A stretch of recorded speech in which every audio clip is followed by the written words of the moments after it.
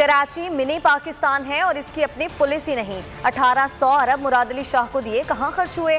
वजीर इत्तलात फवाद चौधरी ने सवाल उठा दिया। कहा सिंध का पैसा दुबई, लंदन, कनाडा और अमेरिका जाता है। बदीन और घोटकी के नाम पर अरबों रुपए लिए गए। इन शहरों को अब तक पेरिस बन जाना चाहिए था। उन्होंने कहा कि अपोजिशन की कोई लीडरशिप नहीं, ये बिखरा हुआ गिरोह है। बजट पर कोई संजीदा तजवीज़ नहीं दी गई। अपोजिशन मनफी सियासत खत्म करे, साथ चलने को तैयार हैं। 2008 के बाद हमारे कर्जे एकदम बढ़ने लग गए। 2018 तक कर्जा 26,000 अरब रुपए हो गया था। 2,000 अरब रुपए कर्जों की सूद में देना पड़ता है। हमारा खर्चा ज्यादा और आमदनी कम है।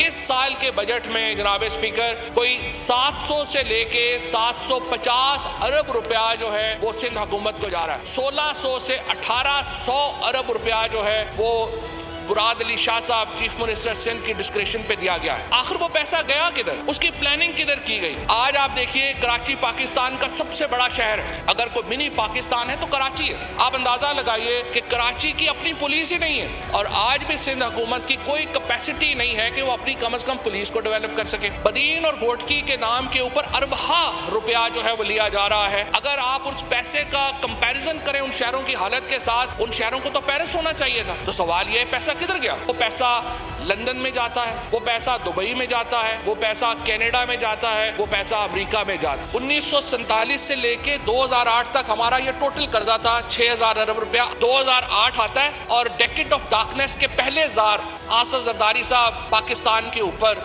आते हैं और अचानक हमारा कर्जा जो 6,000 अरब रुपए था वो बढ़ना शुरू हो जाता है। नवाज शरीफ और उनकी फैमिली जब 2018 में पाकिस्तान की जान छोड़ती है तो इन 10 सालों में पाकिस्तान का कर्जा बढ़कर हो जाता है 26,000 अरब रुपए। जो 5700 अरब रुपए हमारे पास आएंगे उसका जो 57% है वो सूबों को चले जाएंगे। डिफेंस में मैं ये बात बता दूं कि ये कोई दूसरा तीसरा मुसलसल साल है कि हम डिफेंस बजट को हमने उस तरह से नहीं बढ़ा सके जिस तरह से हमारे हमसाया ममालिक ने अपने बजट जो हैं वो बढ़ाए।